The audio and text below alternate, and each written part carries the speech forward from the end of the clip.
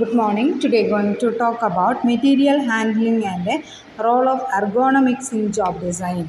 Unit 9 Operation Management Unit 9 ആണ് നമ്മൾ discuss ചെയ്യുന്നത് material handling. Material handling involve short distance movement within the confines of a building or between the building and transportation work.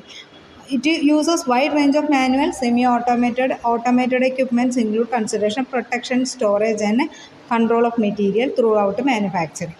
അതായത് material handling എന്ന് പറഞ്ഞാൽ ഒരു സ്ഥാപനത്തിൻ്റെ ഉള്ളിൽ തന്നെ ചെറിയ ഡിസ്റ്റൻസ് മൂവ് ചെയ്യാനായിട്ട് നമ്മൾ ഉപയോഗിക്കുന്നതാണ് മെറ്റീരിയൽ ഹാൻഡ്ലിംഗ് എന്ന് പറയുന്നത്. അപ്പോൾ ആ എക്യുപ്മെൻറ്റ്സ് അതായത് മാനുവൽ ആയിട്ടുണ്ടാവും, സെമി ഓട്ടോമേറ്റഡ് ആയിട്ടുണ്ടാവും, ഓട്ടോമേറ്റഡ് ആയിട്ടുള്ള എക്യുപ്മെൻറ്റ്സ് ടൂൾസൊക്കെ നമ്മളതിന് ഉപയോഗിക്കുന്നുണ്ടായിരിക്കും. അതാണ് മെറ്റീരിയൽ ഹാൻഡ്ലിംഗ് എന്ന് പറയുന്നത്. Material handling can be used to create time and place utility through the handling, storage and control material.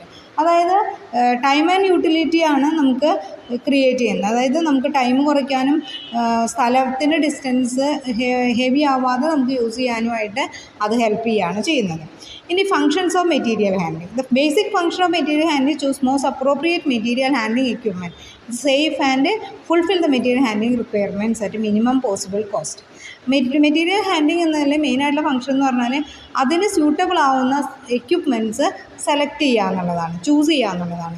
അതായത് മെറ്റീരിയൽ പ്രോപ്പറായിട്ട് അവിടേക്ക് എത്തണം. അതായത് ഡാമേജ് വരാതെ തന്നെ, അതുപോലെ തന്നെ സ്പില്ലാവാതെയൊക്കെ മെറ്റീരിയൽ കറക്റ്റായിട്ട് എത്തണം. അപ്പോൾ അതിനു വേണ്ടി നമ്മൾ ചൂസ് ചെയ്യാനുള്ള ആ മെറ്റീരിയൽ ഹാൻഡ്ലിംഗ് എക്യുപ്മെൻറ്റ്സ് ചൂസ് ചെയ്യുന്നതാണ് മെറ്റീരിയൽ ഹാൻഡ്ലിംഗ് എന്ന് പറയുന്ന ഫങ്ഷൻ. ഇനി role of material handling. Material handling എന്ന് പറഞ്ഞാൽ അതിൻ്റെ മെയിനായിട്ടുള്ള റോള്, മെറ്റീരിയൽ ഫാക്ടറിയിൽ എൻ്റർ ചെയ്യുന്നത് റോ മെറ്റീരിയൽ ആയിട്ടാണ്. അത് കഴിഞ്ഞ് അത് ലീവ് ചെയ്യുന്നത് ഫിനിഷ്ഡ് ഗുഡ്സ് ആയിട്ടാണ്. അപ്പോൾ ഇതിൻ്റെ ഉള്ളിൽ പല പ്രോസസ്സും നടക്കുന്നുണ്ട്. ആ പ്രോസസ്സിലേക്ക് മെറ്റീരിയൽസ് മൂവ് ചെയ്യിക്കുക എന്നുള്ളതാണ് നമ്മൾ അതിനുള്ള ഡിവൈസസും കാര്യങ്ങളുമാണ് മെറ്റീരിയൽ ഹാൻഡ്ലിങ്ങിൽ നമ്മൾ ഡിസ്കസ് ചെയ്യും, ചൂസ് ചെയ്യുന്നത്. Material handling defined process of moving, transferring material from location to another location. Equipments ഉപയോഗിച്ചിട്ടായിരിക്കും പലപ്പോഴും ഒരു ലൊക്കേഷനിൽ നിന്ന് മറ്റൊരു ലൊക്കേഷനിലേക്ക് മാറ്റമുണ്ടാകും. Material handling involve movement of material manually, mechanically, ബാച്ചൊക്കെ ആയിട്ടാണ് അത് മൂവ് ചെയ്യുന്നത്. Movement of material horizontal direction, vertical direction, combination.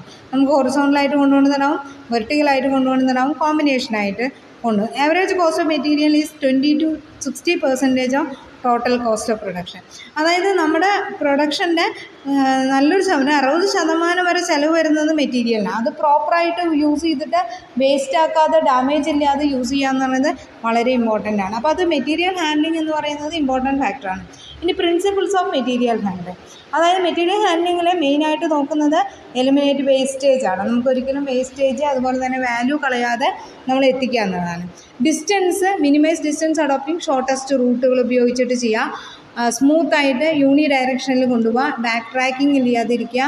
അതേപോലെ തന്നെ ഗ്രാവിറ്റി, പവർ ആൻഡ് ഫ്യൂവലൊക്കെ കൊണ്ടുപോകുമ്പോൾ അതിൻ്റെ ഗ്രാവിറ്റി അത് മിസ് ചെയ്യാതെ കൊണ്ടുപോകാനായിട്ട് സാധിക്കുക.